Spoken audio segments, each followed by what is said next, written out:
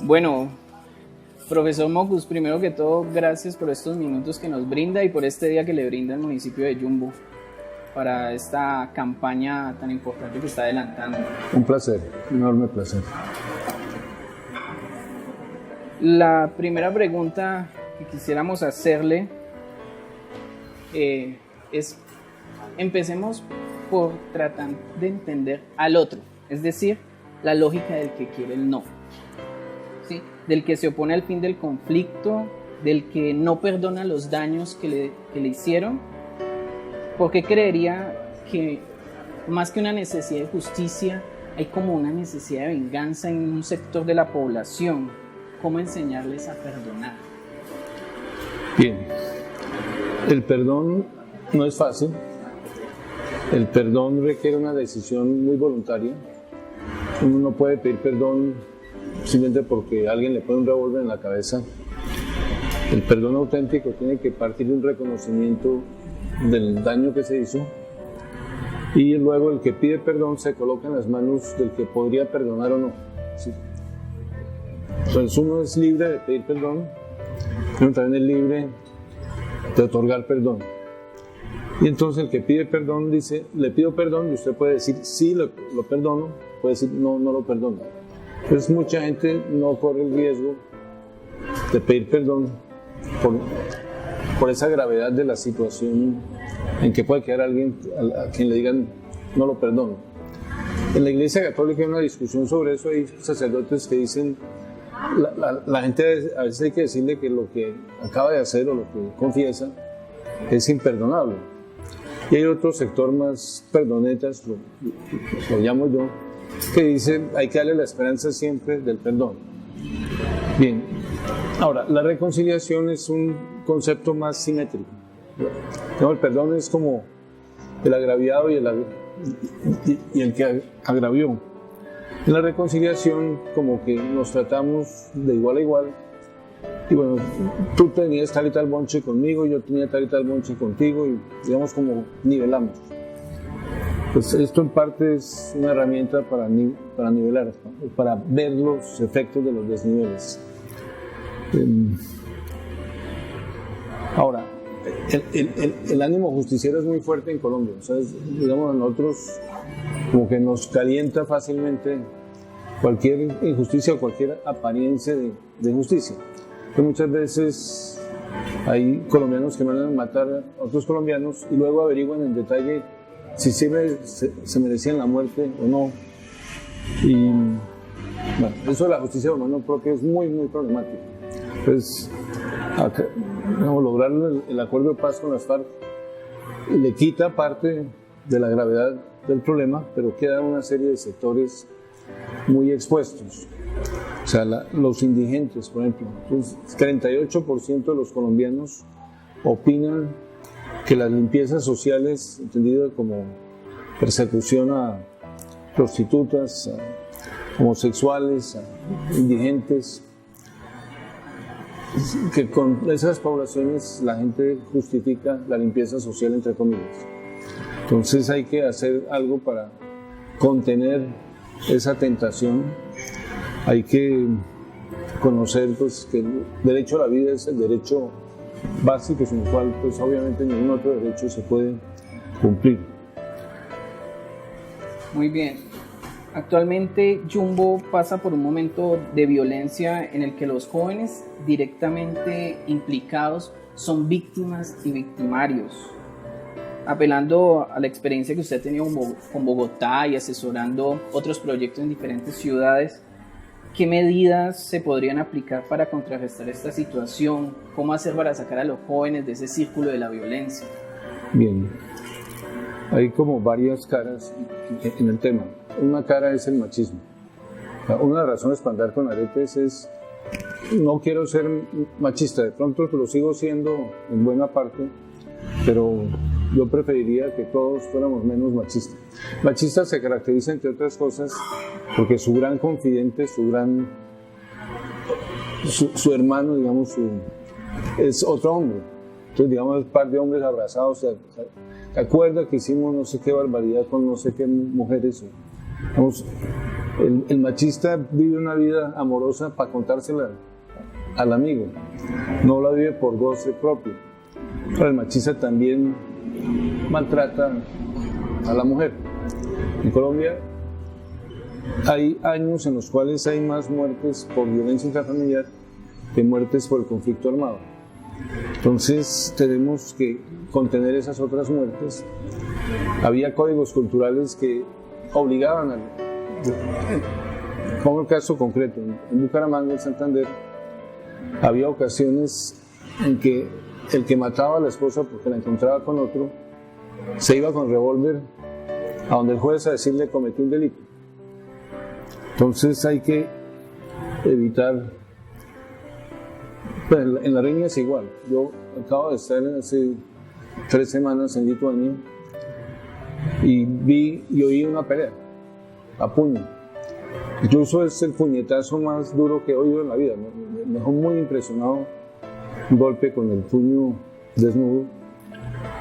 Pero nadie sacó un cuchillo, nadie sacó un arma. O sea, de los puños no pasaron. Al rato apareció un policía mucho más cuajado que los que estaban viniendo y los sacó lentamente del restaurante donde estaban borrachos. Y alguien que había vivido un año en Lituania me dijo, eso pasa casi siempre, que la gente se emborracha. La gente se da duro, pero no mata, no daña la piel humana. O sea, nosotros deberíamos generar una especie de tabú, o sea, donde nadie raya a nadie, donde nadie hiera a nadie. Yumbo es considerado la capital industrial del Valle y muchos de los esfuerzos gubernamentales son hacia el desarrollo económico, en términos de trabajo, demás técnicos, industriales. Sin embargo, Yumbo también tiene un capital cultural al que poco apoyo se le presta. ¿Cómo explicarle tanto a la administración municipal como a los empresarios de este municipio que la cultura también genera desarrollo? Bien. Es impresionante en Cali la cantidad de grupos culturales que hay. No conozco la situación de Yumbo, pero digamos, la existencia de este museo es una prueba fehaciente de que hay personas interesadas en la historia del municipio. Y la historia del municipio es obviamente parte importantísima de su cultura. Entonces, digamos, lo primero es reconozcamos dónde estamos y apreciemos el esfuerzo que han hecho esas personas que, tengo entendido, lo han hecho motu propio, por su iniciativa y con sus recursos. Entonces, pues felicitaciones. Ahora, en Europa hay un sistema de apoyo, digamos, a los jóvenes. El que más me ha desgastado es Italia. Italia acaba de generar un sistema de apoyo a los jóvenes donde les da cerca de 400 euros al año para que consuman cultura. Van a conciertos, me parece patada de burro, o sea, algo muy adecuado, muy correcto. Ahora, evidentemente Italia tiene más recursos que Colombia, pero podríamos ir pensando en una cosa de ese estilo. O sea, los jóvenes ofrecen cultura, los jóvenes también consumen cultura, ven teatro, ven cineclubes, etc. Bien. ¿Por qué se ven los medios que pareciera que el momento histórico que hoy vive Colombia es como un asunto para las viejas generaciones? Sin embargo, me parece que significa mucho más para las nuevas generaciones. ¿Cómo explicaría la importancia que tiene para las nuevas generaciones el fin del conflicto y la firma de paz con las FARC? Bueno, hay una cosa que es cuando no le toca a uno la guerra de cerca, pues uno como que no la entiende. Una vez me compré un disco de Joan Baez, una cantante norteamericana, y el disco tenía la grabación de un bombardeo. Y entonces sonaban las bombas, sonaban las sirenas, y sonaba la gente corriendo hacia los refugios, y sonaba la voz de Joan Baez cantando Noche de Paz, con ese trasfondo. Entonces, bueno, yo puse el disco varias veces, tenía en esa época baffles grandes, un amplificador potente, y de pronto entra mi madre y me dice, usted no sabe lo que es una guerra. Me dijo, apague ese disco ya. No sé. Entonces, para la generación más joven, la violencia puede haber sido algo poco abstracto, o lo contrario, digamos, o algo supremamente natural. Entonces uno, pues como que hubo violencia y lo acepta porque como que es común, como que se repite mucho. Hay digamos, por el problema básico que yo veo en Colombia es la justificación de eso. O sea, matar es muy fácil, apretar un gatillo y mover el gatillo unos cuantos milímetros. Como es tan fácil, hay que construir barreras que no son solo jurídicas o policiales, sino barreras que son culturales, que son morales. Le voy a hacer una comparación, espero que no haya niños menores aquí. Pero, digamos, la mujer que mucho joven tiene más cerca es su propia madre. Pero a nadie se le ocurre hacer el amor con su propia madre porque sobre eso hay un tabú muy fuerte. O sea, digamos, es algo que no... Sí, que ni se le ocurre. O sea, ahorita es pensando un ejemplo. Bueno, a los judíos hacerle comer cerdo es violar un tabú. Entonces el judío se resiste radicalmente a que le impongan la comida. Entonces, bueno, ¿cómo explicarles a los jóvenes? A veces uno puede recordar las guerras más viejas, liberales y conservadores. Peleaban por la orientación de la educación. Cuando ganaban los liberales, el libro de Bentham sobre principios de la legislación y la moral, el libro de Bentham se volvía obligatorio. Cuando ganaban los conservadores, prohibían el libro. O sea, era pánico ante la fuerza de los libros. Bueno, mi manera a veces al hablarle a los jóvenes es decirles, pues, ojo, porque cualquier día de estos a uno se le sube un libro a la cabeza. Pues ya no tanto por la cantidad de competencia televisiva, digamos. Pero sí, uno de joven, bueno, a mí me pasó, o sea, yo me llené de resentimientos chiquitos que sumados provocaron ganas de morder el mundo. Bueno, menos mal que un profesor mío me dijo, escriba todas esas cosas, o sea... Está bien, pero escríbalas. Pues en el esfuerzo de escribirlas, además, el pacifismo no es solo con las armas, son las palabras. Pues la segunda palabra que uno utiliza, uno califica los sentidos. No es lo mismo hablar con odio que hablar con indignación. Entonces, uno aprende a regularse volcando la rabia en la escritura o en la pintura o en la elaboración de una obra. Muy bien. ¿Qué consejo le daría usted a los gobernantes de ciudades como Yumbo para hacer de ese lugar más cívico y cultural?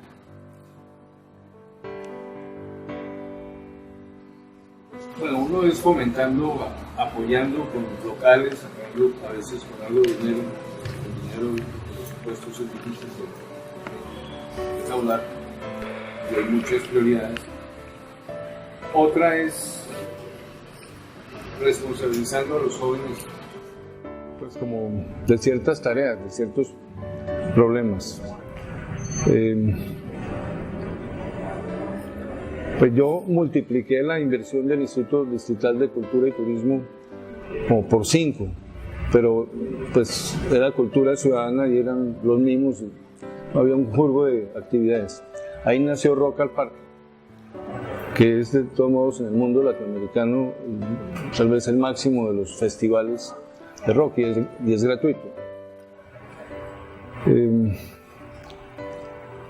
Yo a veces pienso que hoy en día es muy fácil producir mensajes sintéticos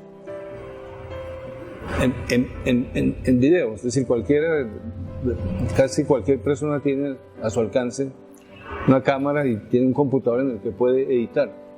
Entonces yo, si fuera joven, yo le jalaría fortalecer el lenguaje, yo armar la discusión, o sea, exigirle a los donantes, sobre todo escuchen, respóndanme, diga qué opinan, por qué no tal cosa, o sea, ser propositivo, proponer cosas que se podrían hacer. Muy bien, profesor, una última pregunta y para que nos explique un poco en qué consiste este artefacto como futbolín. Para usted, ¿qué es la cultura? La cultura es lenguaje. La cultura, gracias al lenguaje, genera descripciones. Gracias al lenguaje, genera explicaciones. Gracias al lenguaje, se justifican y a veces se transmiten los ritos. Pero el lenguaje es como un armazón para comprender las cosas, y la cultura une a ese lenguaje un conjunto grande de prácticas. Entonces, digamos, ¿cómo podría uno mirarlo? La cultura es lo más general que distingue al ser humano de los animales. Pues algunos expertos insisten en que puede haber algo de cultura en los animalitos, pero el ser humano es el que tiene una dependencia más alta del adulto. Es decir, un bebé abandonado no sobrevive. Lo más importante es la adquisición del lenguaje. Cuando para mí lo que ilustra cultura y humanidad es la fotografía o la grabación de un hombre o una mujer que le hablan a un bebé mucho tiempo antes de que el bebé hable. Perfectamente un adulto podría decirle al otro: ¿para qué le hablamos? El chino no entiende. Cuando entienda le hablamos. Entonces, la maravilla de que claramente el bebé no habla, el bebé no entiende, pero uno le habla. Y así lo vuelve un interlocutor, lo vuelve un sujeto hablante. El bebé tiene la capacidad biológica de hablar, pero si no tiene seres humanos que ya traen un lenguaje específico que le transmiten, pues el niño no aprende a hablar. Entonces la humanización es muy curiosa, y vale mucho para el tema de la violencia también. Es decir, te supongo como mejor de lo que eres y trato de conectarte con el sueño que podemos compartir de cómo ser en la vida. Muy bien, profesor. Ahora, si nos puede explicar en qué consiste, ¿cómo lo llama usted? Bueno, tiene varios nombres, pero es como futbolín, tal vez el Futbolín Colombia. Futbolín Colombia. Entonces, si me ayuda, te pegó.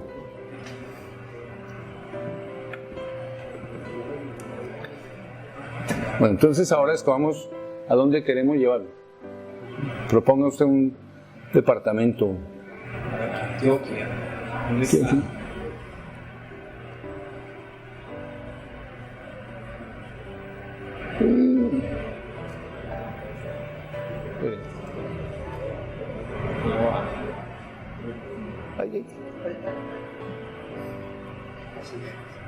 Los antioqueños se resisten, ¿no? Sí. Ahora, el que caiga, ¿no? Vea. Pues resultó en Cúcuta. Bueno, ahora, ¿a dónde vamos? Antioquia, no han llegado a Antioquia, pero No, Antioquia no se ha dejado. Hay que llevarla, ya si no se tiene que llevarla. Ay, vea.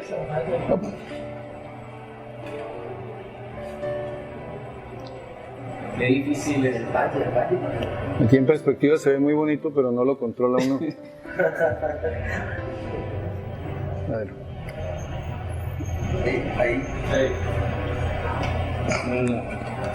Bien, bajémoslo un poquito porque... A ver, bueno, vamos por Antioquia.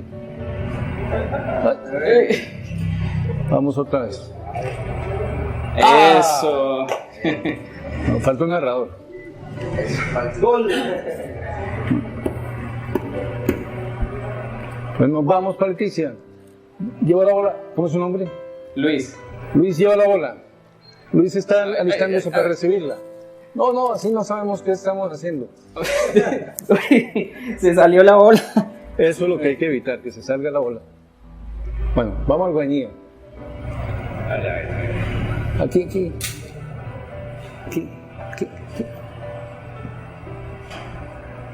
Vale.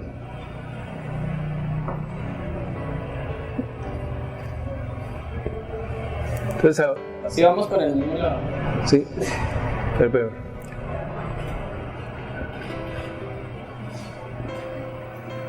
No, así se ve muy lindo, pero No, Necesita Juguemos en serio. destreza.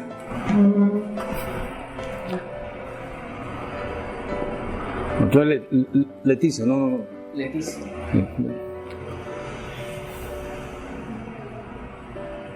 Oye, ventanas, oye, la soa. Ah. Listo. Muy bien.